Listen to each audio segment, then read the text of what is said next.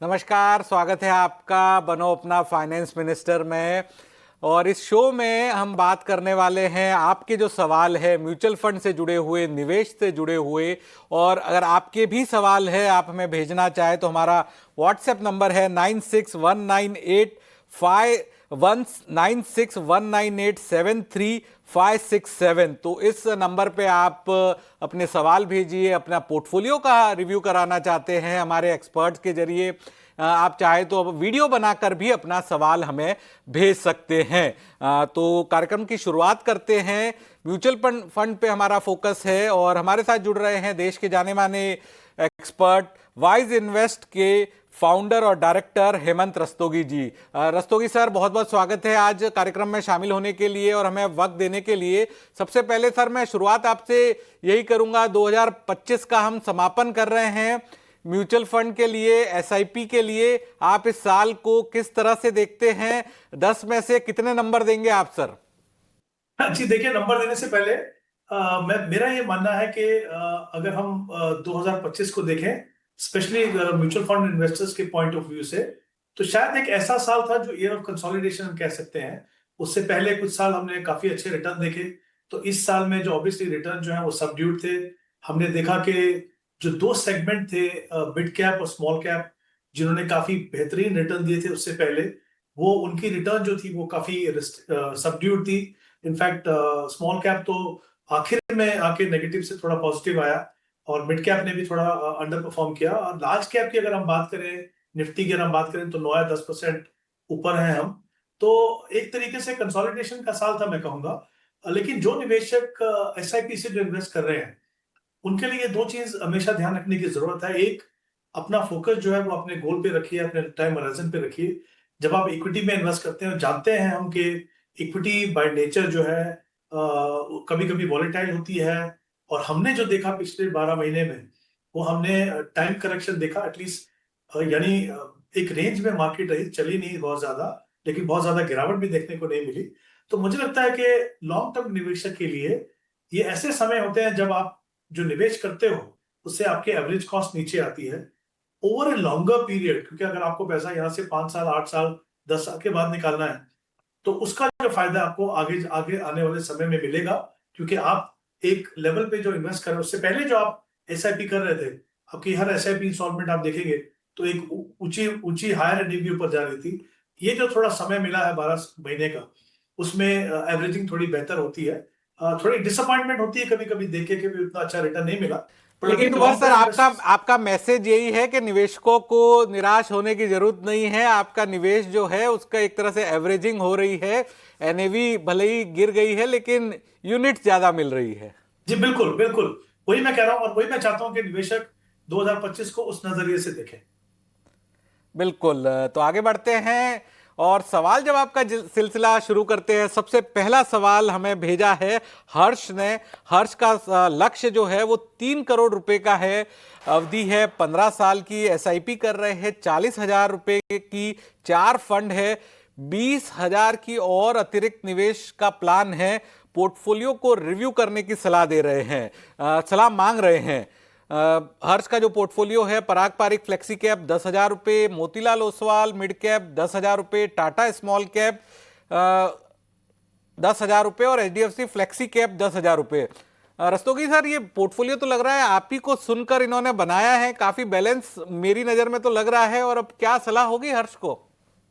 जी बिल्कुल, I think portfolio काफी अच्छा बना है। इनफैक्ट जैसा आपने बताया कि 40,000 की एसआईपी कर रहे हैं और 20,000 की और करना चाहते हैं, तो कुल मिला के करीब 60,000 की एसआईपी होगी। 15 साल का इनके पास समय, इनका लक्ष्य है 3 करोड़ का। अगर हम 12% के रिटर्न एनुअलाइज मान के चले, तो अगर ये अपना प्रोसेस जो है बिना किसी रुकावट के अगर 15 साल तक कंटिन्यू करते हैं, तो 3 करोड़ का उनका लक्ष्य पूरा होगा। तो लक्ष्य डेफिनेटली पूरा होगा, लेकिन जैसा मैंने कहा, इंपॉर्टेंट ये है कि अपने प्रोसेस को बिना किसी रुकावट के कंटिन्यू करते रहे। और इनफैक्ट अगर ये, क्योंकि 15 साल का समय है, थोड़ा अगर एसआईपी बढ़ा सके हर साल 5 या 10% से, तो कॉर्पस कहीं ज्यादा बड़ा होगा। जहां तक पोर्टफोलियो का सवाल है, देखिए इनके पास दो फ्लेक्सी कैप फंड है, एक मिड कैप फंड है और एक स्मॉल कैप फंड है। पहली बात तो मैं कहूंगा कैटेगरी उन्होंने अच्छी चुनी है। दूसरी बात, जो फंड उस कैटेगरी में चुने वो अच्छे हैं। जैसा मैंने शुरुआत में कहा कि मिड कैप और स्मॉल कैप में कहीं उनको लग रहा होगा कि थोड़ी डिसअपॉइंटिंग रिटर्न है क्योंकि वो दो सेगमेंट ने उतना अच्छा नहीं किया, बट आगे जाके ये फंड में पोटेंशियल है कि वो अच्छा करे, तो उनमें बने रहे। और जो दो फ्लेक्सी कैप फंड है वो डेफिनेटली पराग पारिक में आपको थोड़ा अपॉर्चुनिटी मिलती है कि आप यूएस मार्केट में भी इन्वेस्ट करते हो, तो उनमें बने रहे। अब जो 20,000 रुपए इनको इन्वेस्ट करना है, इंपॉर्टेंट ये है कि हम चाहते हैं कि तीनों के तीनों सेगमेंट में इनको बराबर का एक तरीके से एक्सपोजर मिलता रहे। तो एक मल्टी कैप फंड अच्छा रहेगा क्योंकि वहां पे 25% मिनिमम तीनों सेगमेंट में जाएगा, और बाकी पैसा जो है उसका कुछ हिस्सा जो है वो लार्ज कैप में जाएगा, थोड़ा हिस्सा मिड और स्मॉल में जाएगा। तो उस कैटेगरी में कोटक मल्टी कैप को वो देख सकते हैं, और 20,000 की इन्वेस्टमेंट वहां पे करेंगे तो वो मुझे लगता है वो बेहतर होगा। तो कुल मिला के 5 फंड होंगे। एग्जिस्टिंग फंड जो है उनकी क्वालिटी अच्छी है। बिल्कुल, एग्जिस्टिंग फंड की क्वालिटी अच्छी है, मल्टी कैप के अंदर निवेश किया जा सकता है, ये राय दे रहे हैं देश के जाने माने एक्सपर्ट वाइज इन्वेस्ट के फाउंडर और डायरेक्टर हेमंत रस्तोगी जी। हेमंत जी, अब देखिए नया साल शुरू हो रहा है, 1 जनवरी है। इसमें हम देखते हैं कई लोग रिजोल्यूशन लेते हैं कि हम अपने निवेश की शुरुआत करेंगे, एसआईपी की शुरुआत करेंगे, और उनके सामने संकट ये होता है या एक सलाह वो चाहते हैं कि भाई अब एसआईपी की शुरुआत करनी है तो कैसे शुरुआत करें अपनी एसआईपी की जर्नी की। तो उन लोगों के लिए आपसे सर सलाह चाहता हूं, जो नया निवेशक है, ज़्यादा जानकारी नहीं है उसको, 25 साल के आसपास उम्र है और अगले 10 से 12 साल के हॉरिजन के साथ निवेश की शुरुआत करना चाहता है, 10,000 रुपये से अपनी नई जर्नी शुरू करना चाहता है निवेश की 1 जनवरी 2026 को, तो उनके लिए आप क्या एक सलाह देंगे? और ये सलाह जो है वो हम और कभी किसी को भी दे सकते हैं? जी बिल्कुल, सबसे पहली बात तो ये है कि जो भी एसआईपी करने का सोच रहे हैं बिल्कुल सही सोच रहे हैं, क्योंकि एसआईपी जो है आपके सेविंग और इन्वेस्टमेंट दोनों प्रोसेस में डिसिप्लिन लेके आता है। आप इन्वेस्ट क्या करेंगे? आप तभी इन्वेस्ट करेंगे जब आप सेव करेंगे। जब आप एसआईपी करते हो तो आप कमिट करते हो कि हर महीने हम इतना पैसा इस पर्टिकुलर फंड में डालेंगे। क्योंकि आप कमिटेड हो तो ऑब्वियसली आपको वो पैसा सेव करना है। हमारे साथ एज एन इन्वेस्टर सबसे बड़ी प्रॉब्लम क्या है कि हमारी जो सेविंग प्रोसेस है उसमें डिसिप्लिन नहीं रहता है। तो एसआईपी करने का सबसे बड़ा फायदा ये है। दूसरी बात, अगर आप 25 साल के हैं, मान लीजिए यंग हैं, लंबे समय के लिए आपको इन्वेस्ट करना है, तो इक्विटी फंड में आप इन्वेस्ट कीजिए। इक्विटी, हालांकि हम जानते हैं कि इक्विटी में वॉलेटिलिटी का रिस्क होता है, लेकिन लॉन्ग टर्म में उसमें इतना पोटेंशियल है कि आपको इन्फ्लेशन को से ज्यादा रिटर्न कमा के देगा। और जितने भी फाइनेंशियल एसेट क्लासेस में अगर देखें तो उनमें बेहतरीन रिटर्न का जो स्कोप है वो आपको इक्विटी में मिलता है। और दूसरी बात यह, क्योंकि आप सिस्टमैटिकली इन्वेस्ट करेंगे तो जो रिस्क है वॉलेटिलिटी का वो भी काफी हद तक कम होगा। तो मेरा ये मानना है कि शुरुआत कीजिए जितना जल्दी हो सके। दूसरी बात, म्यूचुअल फंड हालांकि खुद से डाइवर्सिफाइड व्हीकल है, आप उन डाइवर्सिफाइड कैटेगरीज में इन्वेस्ट कीजिए जहां पे फंड मैनेजर के पास फ्लेक्सिबिलिटी हो कि वो समय कभी जब उनको लगे चेंजेस करने के लिए तो वो कर सके, चाहे वो पैसा तीनों segment large cap, mid cap, sir बस स्मॉल कैप वही में आपसे समझना चाहता था सर, सिंपल लैंग्वेज में आपसे समझना चाह रहा था हमारे दर्शकों के लिए। और नए निवेशक जो 1 जनवरी 2026 से अपनी निवेश की जर्नी शुरू करना चाहते हैं, किसी को 10,000 रुपये की निवेश से शुरुआत करनी है, तो कितने फंड आप उन्हें सजेस्ट करेंगे और कौन कौन से कैटेगरी के फंड है उन्हें निवेश के लिए चुनने चाहिए अगर टाइम हॉरिजन 10 से 12 साल का है और उम्र जो है वो 25 साल के आसपास है? ठीक, जैसा मैं कह रहा था वही मैं समझाने की कोशिश कर रहा था कि ये इंपॉर्टेंट है कि आप फंड चुनने से पहले ये समझ लें कि उनके प्रोज एंड कॉन्स क्या और क्या प्रोसेस आपको फॉलो करना है। एक बार आपको वो समझ में आ गया तो 3 कैटेगरी मेरे हिसाब से आप शुरुआत कर सकते हो। एक मल्टी कैप फंड, जैसे मैंने कहा तीनों सेगमेंट में एक्सपोजर मिलेगा आपको, 4,000 रुपये वहां पे इन्वेस्ट कर सकते हो अगर आपको 10,000 इन्वेस्ट करना है। 3,000 आप एक लार्ज एंड मिड कैप में इन्वेस्ट कीजिए, जहां पे हिंदुस्तान की जो 250 top companies in terms of market cap, वहां पे आप इन्वेस्ट करेंगे। और एक फ्लेक्सी कैप फंड लेंगे आप। ये 3 कैटेगरी में आप इन्वेस्ट कीजिए, और ये तीनों कैटेगरी इंश्योर करेंगी कि आप हमेशा आपका एक पोर्टफोलियो में बैलेंस रहेगा तीनों सेगमेंट के एलोकेशन के हिसाब से। तो शुरुआत वहां से कीजिए। कुछ फंड मैं बता देता हूं आपको। अगर मल्टी कैप में हमने बात करनी है तो कोटक मल्टी कैप या Nippon multi cap. Large and mid cap की अगर हम बात करें तो ICICI pru large and mid cap, या तो फिर Invesco large and mid cap, और मोतीलाल ओसवाल लार्ज मिड को भी देख सकते हैं आप। फ्लेक्सी कैप में देखेंगे तो हमने 2 फंड्स की बात की अभी, एचडीएफसी फ्लेक्सी कैप या पराग पारिक फ्लेक्सी कैप। ये कुछ फंड्स हैं, इनमें से एक फंड आप लेके अपना पोर्टफोलियो शुरू कर सकते हैं। और सर उसके बाद 5,000 रुपये का और निवेश बढ़ाना हो तो स्मॉल कैप मिड कैप में जाना चाहिए या फिर इन्हीं फंड्स में रहे? नहीं, मुझे लगता है वो डिपेंड करता है आप कभी बढ़ा रहे हो।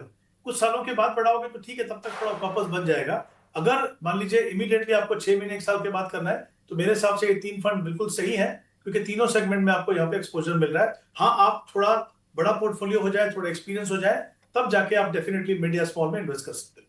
बिल्कुल sir. 40-40-20, 40% multi cap, 40% flexi cap और 20% लार्ज कैप, ये आपकी राय है? जी, ब्रॉडली जैसा मैंने कहा, 4,000 जब डालते हैं आप मल्टी कैप में तो तीनों सेगमेंट में जाता है, बाकी फिर मिड कैप में जाता है, तो तकरीबन आप कह सकते हैं कि ये जो एलोकेशन है 40-40-20 सही है। थंब रूल बिल्कुल। है, लेकिन आप अपने एज एन इन्वेस्टर थोड़ा चाहें तो उसमें फेरबदल कर सकते हैं। बिल्कुल। अगला सवाल सर हमें प्रताप कुमार ने भेजा है। प्रताप कुमार अपने पोर्टफोलियो की समीक्षा करवाना चाहते हैं। उनका नजरिया 12 साल का है। आईसीआईसी प्रू लार्ज कैप में 1500 रुपये, बंधन स्मॉल कैप में 1500 रुपये, पराग पारिक में 1500 रुपये, यूटीआई निफ्टी 500 वैल्यू 50 में 1500 रुपये, एचडीएफसी मिड कैप में 1500 रुपये और UTI Nifty mid small cap के अंदर भी 1500 रुपये का निवेश कर रहे हैं। क्या उनकी जो स्ट्रेटजी है ये सही है क्या? प्रताप के लिए क्या राय होगी? देखिए, यहाँ पे 12 साल का समय है, पूरा पोर्टफोलियो इक्विटी में है। 12 साल का समय काफी डिसेंट है इक्विटी में इन्वेस्ट करने के लिए। अच्छी बात यह है कि सिस्टमेटिकली इन्वेस्ट कर रहे हैं। 9,000 की एसआईपी 6 फंड है। मुझे लगता है फंड ज्यादा है, उसको कंसोलिडेट करने की जरूरत है, क्योंकि जब कंसोलिडेट करेंगे तो आप देखेंगे कि अच्छे फंड्स, वेल डाइवर्सिफाइड फंड आपके पोर्टफोलियो में रहेंगे और आपकी पोर्टफोलियो की परफॉर्मेंस सुधरेगी। तो मेरे हिसाब से अगर हम फंड्स की बात करें तो जैसे पराग पारिक फ्लेक्सी कैप है, उसको आप कंटिन्यू कीजिए। उसमें अपनी इन्वेस्टमेंट अमाउंट को बढ़ा के 1500 से 3,000 कर दीजिए। उसके बाद बंधन स्मॉल कैप है, उसको भी आप 1500 से बढ़ा के 3,000 कर दीजिए। और जो इनके पास देखिए दो फंड्स हैं, एक वैल्यू फंड है, मोमेंटम फंड है। मेरे हिसाब से इस अर्ली स्टेज पे इतने छोटे पोर्टफोलियो में ये दोनों कैटेगरी ऑफ फंड आपके पोर्टफोलियो में नहीं होना चाहिए, और हमने इसको वहां पे रीअलोकेट करने की कोशिश की है। तो ये आप करिए। और एक पराग पारिक फ्लेक्सी कैप जो मैंने कहा 3,000, बंधन स्मॉल कैप 3,000, और एक मिड कैप में एचडीएफसी अच्छा फंड है। लेकिन अगर और अच्छा फंड चाहते हैं मेरे हिसाब से, तो इन्वेस्ट को मिड कैप को आप देख सकते हैं, जहां पे 3,000 इन्वेस्ट करें। तो 9,000 तीन फंड में इन्वेस्टमेंट होगी, पोर्टफोलियो कंसोलिडेशन होगा, बेटर क्वालिटी फंड्स होंगे, आपके परफॉर्मेंस यहां से बेहतर हो सकती है। बिल्कुल सर। तो एक तरह से आप राय ये भी दे रहे हैं हमारे जो करोड़ों निवेशक है, दर्शक है, उनको कि आप 5, 7, 8, 10 फंड मत रखिए, मैक्सिमम 3-4 फंड रखिए, उसमें मल्टी कैप फ्लेक्सी कैप चुनिए और बाकी इतने ज्यादा 8-10 फंड रखने की जरूरत नहीं है। नहीं, देखिए, हम बात कर रहे हैं इन पोर्टफोलियोज की जहां पे आप देखिए इन्वेस्टमेंट कितनी है, 9,000 है, 10,000 है, इस तरह की इन्वेस्टमेंट है। वहां पे इतने सारे फंड की जरूरत नहीं है। अगर आप मान लीजिए ऐसे निवेशक हैं जो आप 50,000, 1 लाख की अगर आप एसआईपी करते हो, तो उसमें थोड़ी स्कोप रहती है 1-2 फंड एक्स्ट्रा होने के लिए। हमारा फोकस ये होना चाहिए कि एक गोल के लिए हमारे पास 5 या 6 फंड मैक्सिमम हो। ओवरऑल पोर्टफोलियो 5-6 फंड से नहीं बन सकता, क्योंकि हमारा एलोकेशन अलग अलग है, हमारा समय अलग अलग है, हमारी एसेट एलोकेशन अलग अलग है। एक ही गोल के लिए डिपेंडिंग ऑन आप कितना पैसा इन्वेस्ट कर रहे हो, अगर बहुत ज्यादा पैसा नहीं है तो 3 फंड, ये 3 कैटेगरी मेरे हिसाब से बिल्कुल सही है। उसमें बहुत ज्यादा फंड रखने से उसको मॉनिटर करना मुश्किल होता है, नॉन परफॉर्मिंग फंड आपके पोर्टफोलियो में आ जाएंगे और कहीं ना कहीं आपकी जो वेल्थ क्रिएशन प्रोसेस को नेगेटिवली इंपैक्ट करते हैं।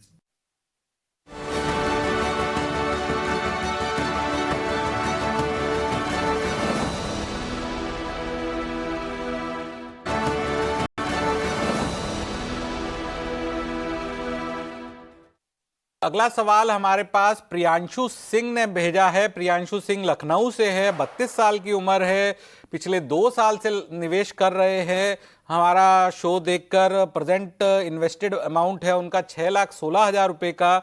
उसकी वैल्यू हो गई है 7,30,000 रुपये। उनके द्वारा जो निवेश किया गया आईसीआईसी प्रूडेंशियल लार्ज कैप में 5,000 रुपये, कोटक मल्टी कैप में 2,000 रुपये, क्वांट स्मॉल कैप में 2,000 रुपये, एचडीएफसी फोकस 30 में 2,000 रुपये, एसबीआई कॉन्ट्रा में 2,000 रुपये, HDFC large and mid cap में 2,000 रुपये, एचडीएफसी मिड कैप अपॉर्चुनिटी में 2,000 रुपये, पराग पारिक फ्लेक्सी कैप में 2,000 रुपये, कोटक इमर्जिंग इक्विटी में 2,000 रुपये। वो अपने सवाल में लिखते हैं कि मेरे पोर्टफोलियो का समीक्षा की जाए और मुझे सही सलाह दी जाए, और वो कह रहे हैं कि मैं एसआईपी अगले 25 साल तक भी जारी रख सकता हूं। जी बिल्कुल आतिक, सबसे अच्छी बात यहाँ पे यह है कि इन्होंने अपने आप को 25 साल का समय दिया है। हमने कुछ देर पहले बात की कि जितना जल्दी आप शुरुआत करेंगे उतना ही बड़ा कॉर्पस आप बना पाएंगे, तो ये बहुत ही पॉजिटिव चीज है। इनका जो कॉर्पस अभी तक बना है वो 7,30,000 का 30,000 का कॉर्पस उन्होंने बनाया है अभी तक।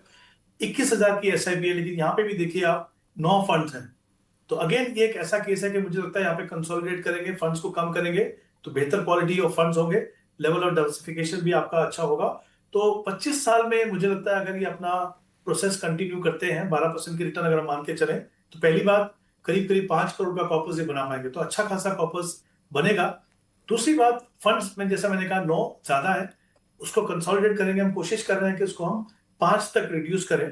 तो जो एग्जिस्टिंग फंड्स हैं 3, उनमें हम कंटिन्यू करेंगे, वो होंगे कोटक मल्टी कैप, जहां पे हम इन्वेस्टमेंट को बढ़ा के 5,000 करेंगे, पराग पारिक फ्लेक्सी कैप में 5,000 इन्वेस्ट करेंगे, HDFC large and mid cap में 4,000।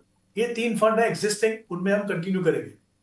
पोर्टफोलियो को वेल बैलेंस और बेहतर परफॉर्मेंस के लिए हम 2 फंड इसमें कंसीडर कर सकते हैं ऐड करने के लिए, इन्वेस्को मिड कैप जहां पे 4,000 की इन्वेस्टमेंट हो, और बंधन स्मॉल कैप जहां पे 3,000 की इन्वेस्टमेंट हो। तो कुल मिला के 21,000 की जो इन्वेस्टमेंट है वो 5 फंड में जाएगी। हमने कोशिश की है better quality of fund, good level of diversification और परफॉर्मेंस ऐसी हो कि जो आपको above average performance over a longer period दे सके। इन्होंने एक बात की है कि ये चाहते हैं कि एक मल्टी एसेट फंड दे, तो मल्टी एसेट फंड एक अच्छा एडिशन हो सकता है, बट 25 साल के लिए नहीं। अगर आपका मान लीजिए 8-10 साल का समय है, आपको इन्वेस्ट करना है, तो आप कर लीजिए। वहां पे कुछ एक फंड्स हैं, जैसे व्हाइट ओक का जो मल्टी एसेट फंड है वो अच्छा है, कोटक का मल्टी एसेट है वो भी अच्छा है। तो ये कुछ एक फंड है जिनको आप मल्टी एसेट कैटेगरी में कंसिडर कर सकते हैं।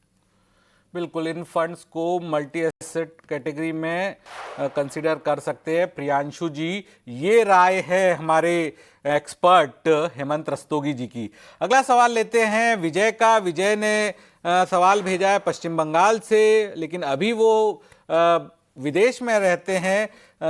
उनके सवाल में वो लिखते हैं, उन्हें जानना है कि मेरा फंड सही है या नहीं है, क्योंकि मैं फंड कम करने का सोच रहा हूं। लिस्ट जो है फंड की वो काफी ज्यादा है और उसमें कुछ वो फंड कम करना चाहते हैं। SBI Nifty 50 index fund, SBI large cap mid fund, HDFC flexi cap fund, SBI Contra fund, SBI mid cap fund, SBI small cap fund, HDFC balance advantage fund, ये सारे फंड में मेरा एसआईपी और lump sum चल रहा है। मैं 7 fund change कर 5 फंड में आना चाहता हूं।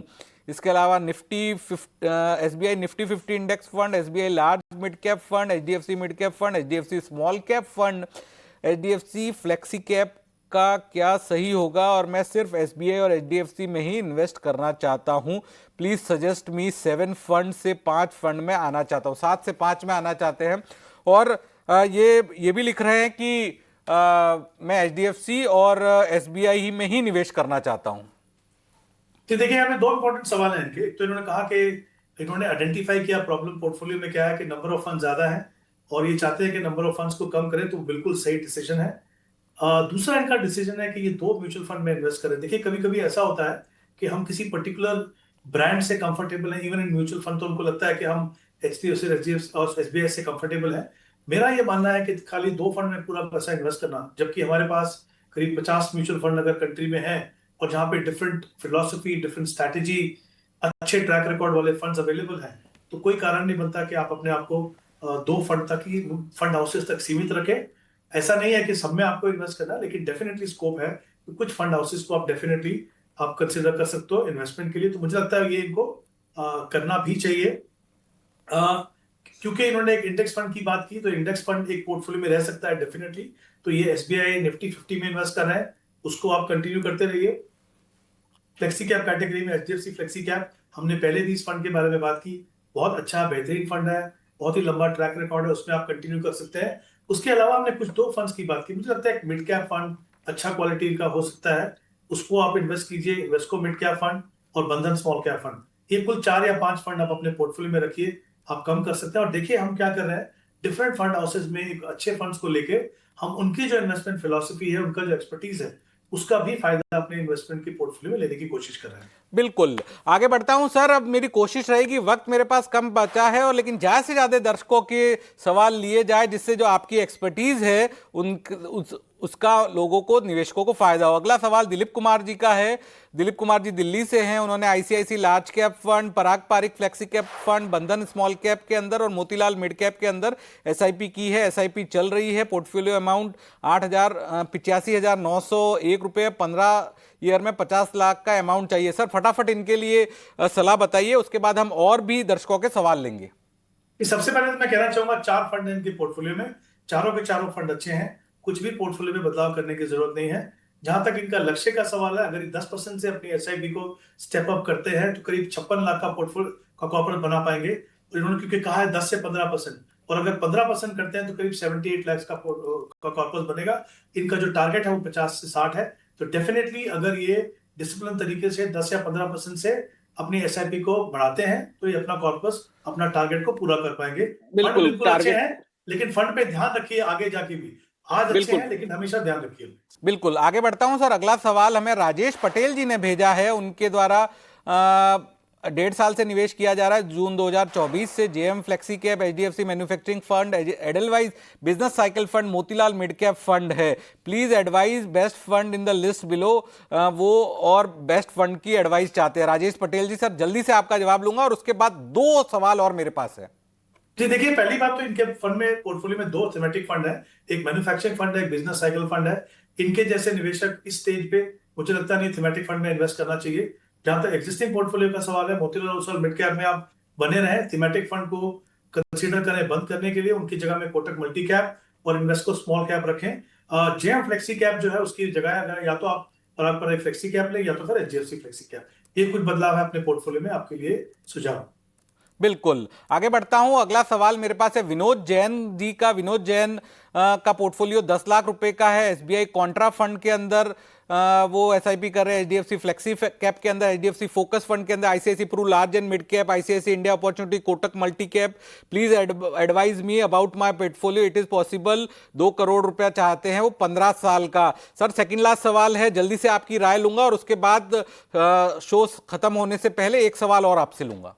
जी देखिए, पहले इनके टारगेट को देखते हैं। 2 करोड़ का टारगेट है, 10 लाख का पोर्टफोलियो, 17,000 की एसआईपी है। मेरे हिसाब से 15 साल के बाद करीब 12% का रिटर्न मान के चले तो 1 करोड़ 35 लाख का वापस बनेगा। इनको अपनी एसआईपी को 10% से बढ़ाना होगा। पहली बात तो ये। दूसरी बात, जहां तक फंड्स का सवाल है, मुझे लगता है ICICI pru India opportunity fund की जगह जो पैसा आप इन्वेस्ट कर रहे हो, वो पैसा ICICI pru large and mid जो ऑलरेडी इनके फंड में है, वहां पे बढ़ा के आप 4,000 कर दीजिए। एचडीएफसी फोकस को आप कंसिडर कर सकते हैं एसआईपी बंद करने के लिए, और वो पैसा जो है कोटक मल्टी कैप जो इनके पोर्टफोलियो में ऑलरेडी है वहां पे आप बढ़ा दीजिए, उसको बढ़ा के आप 4,000 कर दीजिए। ये 2 बदलाव है इनके पोर्टफोलियो में, और लक्ष्य पूरा करने के लिए 10% से अपनी एसआईपी को इनको बढ़ाना होगा। बिल्कुल आखिरी सवाल होगा सर मेरा इस शो का। हमारे पास सवाल आया है संजय कुमार जी का, 40 साल उम्र है, दौसा राजस्थान से है। एसबीआई कॉन्ट्रा रेगुलर फंड के अंदर निवेश कर रहे हैं, एसबीआई कॉन्ट्रा डायरेक्ट फंड के अंदर निवेश कर रहे हैं पिछले 2 साल से। इसके अलावा एसबीआई स्मॉल कैप के अंदर भी 4 साल से कर रहे हैं, एसबीआई इक्विटी हाइब्रिड फंड के अंदर, Motilal Oswal mid cap fund के अंदर, पराग पारिक फ्लेक्सी कैप के अंदर और बंधन स्मॉल कैप फंड के अंदर। इसके अलावा आदित्य बिरला सन लाइफ पीएसयू इक्विटी फंड के अंदर 1100 रुपए की एसआईपी है। 1 करोड़ का लक्ष्य है अगले 15 साल के अंदर। क्या राय होगी इनके लिए? जी, इन्होंने कहीं पे लमसम इन्वेस्ट किया, कहीं पे एसआईपी से इन्वेस्ट किया है। हम पूरी इन्वेस्टमेंट को अगर कंसीडर करें, 15 साल का इनके पास समय है, 12% का रिटर्न मान के चले तो करीब 62 लाख का कॉर्पस बनेगा। इनका लक्ष्य जो है थोड़ा ज्यादा है, 1 करोड़ का, तो शॉर्टफॉल रहेगा यहाँ पे। जहां तक पोर्टफोलियो का सवाल है, इनके पास 2 फंड्स हैं, एक एबीएसएल पीएसयू इक्विटी फंड और एसबीआई स्मॉल कैप, जिसमें दोनों में मिला के वो 3,100 रुपए इन्वेस्ट कर रहे हैं। मुझे लगता है वो जो पूरा अमाउंट है, अगर आप एक बंधन स्मॉल कैप में डालें, आपकी पोर्टफोलियो की ओवरऑल कंपोजिशन को देखते हुए, तो वो एक बेहतर रहेगा। आपकी परफॉर्मेंस अच्छी होगी और जो बैलेंस चाहिए आपको डिफरेंट सेगमेंट में, वो वहां पे मिलेगा। तो ये 2 बदलाव आपको करना है। और जैसा मैंने कहा कि थोड़ा शॉर्टफॉल है, कोशिश कीजिए 5 से 10% अपनी एसआईपी को बढ़ा सके ऐसा, तो लक्ष्य पूरा हो जाएगा। बिल्कुल देखिए, बहुत बहुत शुक्रिया हेमंत रस्तोगी जी। हमने कोशिश करी ज़्यादा से ज़्यादा सवाल लेने की और ज़्यादा से ज़्यादा जो दर्शकों की क्वेरीज थी उसको, उस पर आपकी एक्सपर्ट ओपिनियन लेने के लिए। तो इस शो में फिलहाल इतना ही। आपको बहुत बहुत धन्यवाद और इसी के साथ हमारे दर्शकों से हम विदा लेते हैं, लेकिन बाकी खबरों के लिए आप देखते रहिए ईटी नाउ स्वदेश।